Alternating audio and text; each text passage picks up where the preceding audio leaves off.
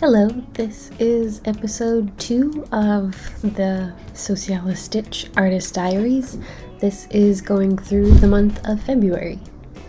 If you watched the first video, so it was my first video and it was going over the month of January, I hope that you can tell that there's a different microphone and that I'm not sick this time. So a lot better for your ears and hopefully for your eyes as well, because we have a pretty exciting development here. Maybe a little bit of a spoiler in the beginning, but yeah, I think just very, very satisfying end to the month of February. So hope you enjoy looking and following along with these different projects. I live in the north of France. I live in an area, it's called the MEL, the Métropole Européenne de Lille. So it's like the European metropolis of Lille. So that kind of includes a bunch of different cities and suburbs around the Lille area, because there's a huge network, kind of like a public transportation and just the organization of a lot of different schools and businesses. It just is like one big mass, this whole area surrounding the big central city of Lille. So I live just north of Lille, and being in this the MEL, as it's called, they have free access to a good number of different museums on the first Sunday of the month. So February 1st was a Sunday, so the very first day of this month started with a visit to a museum for free, and it's an incredible fine arts museum, the Palais Beaux Arts. So the Fine Arts Palace, which I believe is one of the largest fine arts museums in France and I think in Europe, but it's like just a couple notches after the Louvre, which obviously is huge and is the largest, but it's just a couple steps down apparently. So there is a huge collection at the Fine Arts Museum in Lille, the Palais Beaux Arts, and it is beautiful. I love especially all of the different landscapes they have in one room, and there's a clip that I shared of one that's just like a really incredible, like the moon is coming out, it feels like the sun has like just set maybe 10 minutes ago, and so you've still got that like beautiful changing sky, and the moon in it is just incredible. It's a wonderful landscape piece, and also their still life collection is so beautiful. So a few close-ups of some beautiful pieces of artwork there, and it's good, I would say, to get there early on those first Sundays of the month, because obviously a lot of people in this whole network, and so there were plenty of people in line. I got there shortly after it opened, and so lots of other people, a huge line was forming when I left. So I think it's definitely good if you're interested in spending a lot of time there. I would say get there early, do a walk around, and then when lots of people show up, you go over to the cute little cafe, enjoy a coffee, have a little mooch through the gift shop, and then go on your way with a little less people. So it was, a really lovely way to start the month. And from there, it was mega inspo right back into painting myself. So I got back into the next steps of blocking in some big sections and trying to make progress on the still life that I had started. Again, my very ambitious still life that I had worked on in the month of January, and trying to plug away at that. And it was, I was pretty motivated. There was a moment, I would say, in the middle of the month where I was kind of ready to be done with the painting, and I think that happens when you get to a certain spot. That's just like very common, I think, for a lot of painters and artists in whatever discipline you're in. Sometimes you hit that wall and you have to recognize it, shake its hand, and just keep on walking, keep on pushing through. So that was a big phase in, I would say, mid-February, when there were certain things that I had kind of already done that were fun, and I knew that I was going to get to other fun sections, but it was just kind of going through, after doing going through the motion several times of painting, like blocking in these big sections, and then going in and refining the details and getting all those last little really satisfying highlights and shadows. and then you start again, and you do it on the next piece, and you do it on the next piece, and on the next piece. Since I am working kind of in these little couple hour stretches, I don't usually do like a huge block in of everything and then across everything go into the finer details. For me, I really do have to break it down into these smaller chunks, just because mom life, parent life, just only having so many hours in these certain couple of days a week. So that is just how I fit it in. It works out best for me to do little sections and kind of from beginning to end, but I did obviously have to keep in mind some sections where there is a bit of reflective color that I haven't mixed yet for something else, and trying to just mix as best as I can and leave myself a little chunk on my sort of palette, the paper palette that I'm using, but leaving a bit of that somewhere where I can go back and reference it and make sure that there is kind of a harmony happening when I mix the color for the next element, that is reflected on that previous in this case previous piece of fruit or whatever that I was trying to make sure that there's some kind of a harmony between those colors. So another thing that is kind of hard in this section was also later in the month. That's what you'll see me working on, and in the very late stages of this painting were the shadows on the table.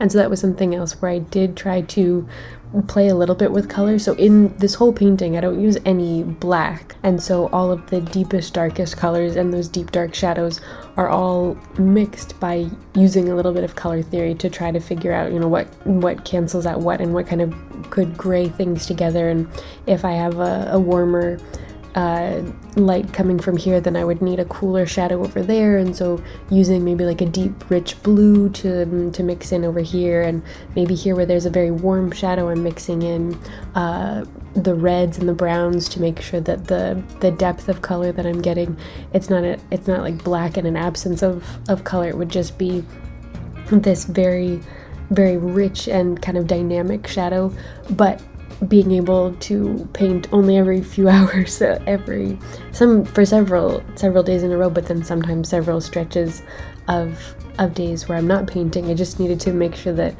for the shadows specifically, I ended up making like a huge glob of the main table color that I was then kind of pulling off into smaller sections and adjusting to create the different tones that you have, and the different hues that you have across the tabletop, and then also taking those different sections and scraping off more bits of these big globs that I had prepared, so that they would definitely last as long as possible, be mixable as long as possible, because I tried to not add too much oil. I didn't want the final dry on this to be too long, so I didn't add in too much oil and to kind of slick the paint a little bit more, but I stretched it a little bit, but yeah, just to make sure that the mixtures that I was creating, if I wasn't able to get back to a certain color, that I needed to kind of harmonize the shadows of a few different fruits, if I wasn't able to get to the next shadow that needed some of that color, that I was able to stretch as good as it could. So I added kind of I added an oil as my sort of medium sparingly, and I think that it did the job. There were a few sections that were a little bit thicker, a little hard to blend, and so I did end up thinning them out a little bit more just to really smooth things up a little bit. But yeah, so I was pretty happy with the color management and the paint management on this. I think I'm not quite ready to throw away the palette, because there are a couple of sections that I really want to touch up. So something that maybe you'll be able to see it later, but there's a white, I think it's a mangosteen, I don't actually remember how to say it in English, but the white fruit that's open in the piece in this painting it has these little segments in it, and the little story here is, as a social data scientist, as a sociologist, I have a soft spot in my heart when someone asks me to answer a survey, to answer some kind of questionnaire, because I know that it is hard to get enough data, to get enough people to answer this kind of thing. So when there's a telemarketer I don't usually give all kinds of time and personal information, but sometimes when it's a cold call for a questionnaire that's like a public service questionnaire, I will usually give them a little bit of my time and try to help as best as I can, answer to the best of my abilities. So I answered and was taking a questionnaire from someone who was speaking way too fast and using a lot of numbers in French, which if you're rattling off like money brackets, that is information that I still am a little slow to process in French. So the like between 0 and 500, 500 to 700, 700 to 900, 900 to 1200, but just like rattling it off in French, and I was having such a hard time and asked this person, the surveyor, a couple of times, could you repeat that a little more slowly, please? I'm having a hard time grasping my options. And she did not slow down. It was really hard to understand every single time. So I was just like trying to answer these questions, doing my best, but then we were having a hard time together with this questionnaire. And I was working, of course, I'm on the phone with someone, not fully focused when I'm doing what should have been like a suggestion of the lines between these segments, and like I wasn't thinking, I didn't thin the paint out as much as I should have, so I ended up kind of having sometimes like a bigger blob on the end. It's a very fine tip paintbrush that I was using for this section, but sometimes just that little blob that can sometimes stay at the end, and if you're not fully focused, you maybe don't always clean off and kind of like streamline the paint on the brush. And so it was, very unfortunate, and I really just was getting a little bit frustrated both with the painting and with the situation I had put myself in with this surveyor. And we finished the survey. Thank you, have a great day. And I was looking at the finished lines that I had just finished on the fruit, and colorful language came out of my mouth because I was really annoyed that I had tried honestly for no reason. There was no reason for me to like push ahead and try really hard to be painting these very important lines while also on the phone with someone. But I also didn't have to be on the phone with that person. So just a lot of things that didn't have to happen that made it so that I have these big, thick lines on my white fruit. And wow, I was not thrilled. And so after the whole time looking at this painting ever since then, when I focus in on the lines on that fruit, it just, to me, it feels like when somebody draws or paints or whatever, when somebody tries to do a portrait and they like really outline every single tooth instead of like again suggesting the different teeth in the mouth, where like maybe like the ultimate edge of like all of the like the bottom edge of your teeth, maybe yes, you would want that to be a defined line, but that all of the teeth, like the edges where they touch, I think looks best when it is more like suggested, maybe with shadows, maybe with like a very like some of the line there, but not just like a full dark line, as dark as you would have for that bottom edge of the teeth. And so every time I take extra time to look at that part of the painting, it drives me crazy.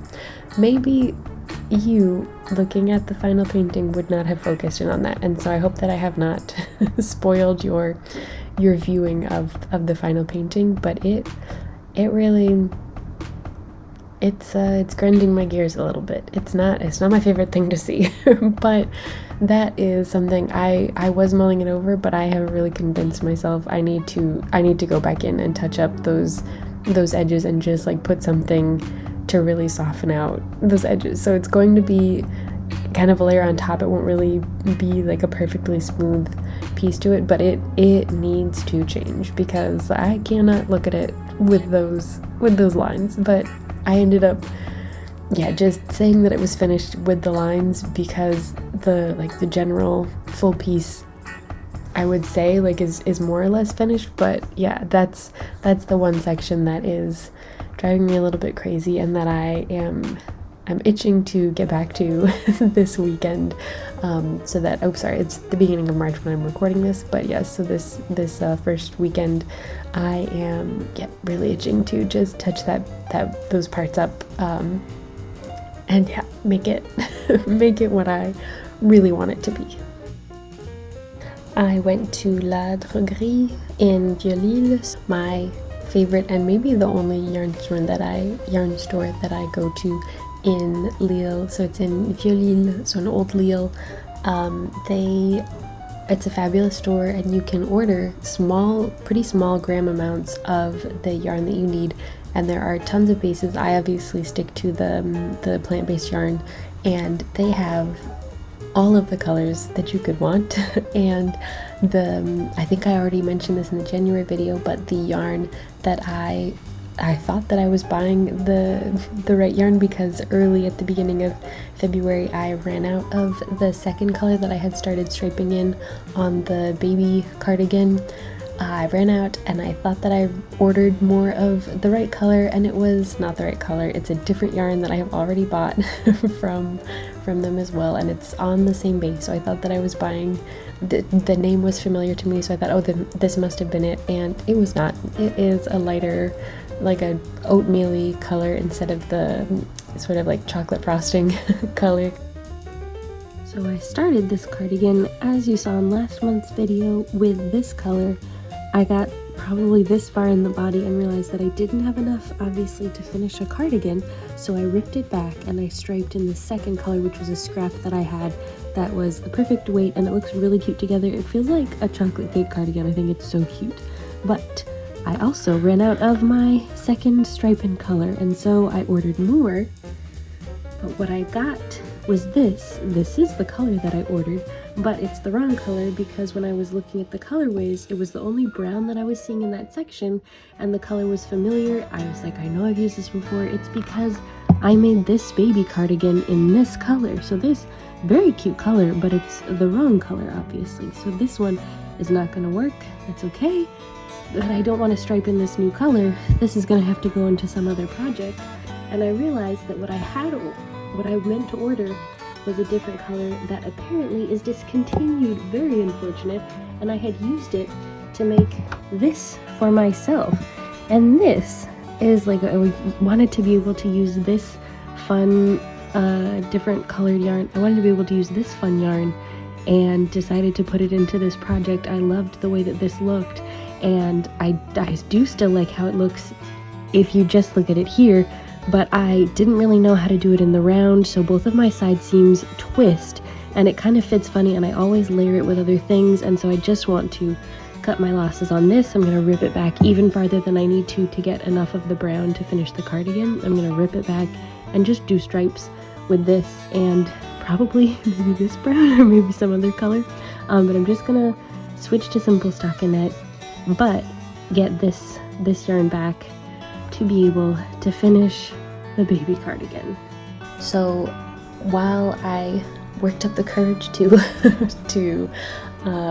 figure out how to frog that other t-shirt, I decided to cast on something super easy, because I just, between the painting and work and all kinds of busy stuff, I just needed something. I mean, also the world news, with everything happening, I needed something easy breezy, beautiful, and so I decided to cast on the Anchor summer shirt. I am working on this in a cotton DK yarn from LaRue Cotton. The color is called Deep Blue Sea, and it's this beautiful tonal, like really rich kind of, there's classic blues and like slightly darker blues, and some of my favorites is, so it's got like some of the cerulean blue, and it just is super beautiful. And I knew that I wanted to use it in something that was like a pretty simple knit, so I love how the colors look, in the beginning yoke, which is obviously just like different layers of ribbing that have this really simple but effective texture that mixed with the color, it just is really I think really captivating. So I was just eager to work on something super simple, and so I ended up making a decent amount of progress, got all the way down the yoke, split for sleeves, continued on again doing the knitting pretty much exclusively on my commutes and a little bit on my lunch break, a little bit in the evenings, or a little bit in the morning with my coffee, or a little bit in the morning with my tea, but just little bits here and there. And I ended up finishing both of the sleeves, so I casted both of those off on the last day of February. So I was really excited to get both of those done, and that meant that I could take the sleeves and easily pick back up the stitches, because it's using the exact same sizes that I need. The Anchor summer shirt and the baby cardigan need both a 4 and a 3.5 millimeter needle, so those I thought it was so much easier to just get through this section, keep the main body on waste yarn, which was what I had used to try it on and make sure that everything was good as I went along with the sleeve knitting. So I set that aside, and then because it was already on waste yarn, super easy, took those needles and put them back in the baby cardigan and picked back up. Spent, again, I'll share more of that in the March video of getting things adjusted, but yep, for the last day of February I finished up both of the sleeves, and so when I do pick this project back up on 4mm needles, it'll just be zipping down the main body. But most importantly, most excitingly, at the end of the month I ended up having a couple of extra unexpected teleworking days, and so I was able to, as I like to do, get my work done, like just do a ton of work early in the day so that by the time our little one goes down for his nap, I can take an extended coffee break, tea break, goûter, and do a bit of painting while he's asleep. And I was able to just power through the background. I decided to finish blocking in kind of all of the main colors of the table, and the back walls had all of those colors figured out. Then I went back in and did the knife and its reflections and shadows on the table, and finally I went back in for the final shadows on the table of all of the different fruits. And I finished with an only semi-satisfying tape pull of the again in quotations finished painting, because it's apparently not the best tape paper combination. Some of it did kind of peel away, but I plan on adding a matte anyway, so it's okay. Next month I will be adding the matte, getting the painting in its frame, and calling this done. So I'm very excited to again also do those little bits of touching up. But yes, next month's video will be the start of new paintings, which is very exciting, and also hopefully finishing the baby cardigan and getting on to more knitting and probably sewing projects, because it is already much warmer this month of May, and so I think there is going to be some sewing in the near future. So thank you so much for following again along on this month's artist diaries, artist log for these different projects, and I'm really excited to continue and share with you what's going on in March. I'd like to end this with that sort of mindfulness moment that I included in the end of January's video. I did really like that, and I'd just like to bring it into this video and hopefully into future videos as well. A little moment to kind of put down the tools we've been working with, or just take a minute to look at what you've been working on and just have a little bit of gratitude, a little bit of thankfulness, mindfulness for yours, and yeah, just take a minute to check in with the self and maybe stretch a little bit, do a little bit of breathing. So yeah, just hopefully we'll both, you and I both, will enjoy this little minute of just some really chill music to close things out. So again, thank you so much for spending this time with me here, and I hope that, yeah, if you liked this, or if you end up sticking around for the next video, thank you so much. And yeah, hopefully we'll be checking in very soon. Thanks. Bye.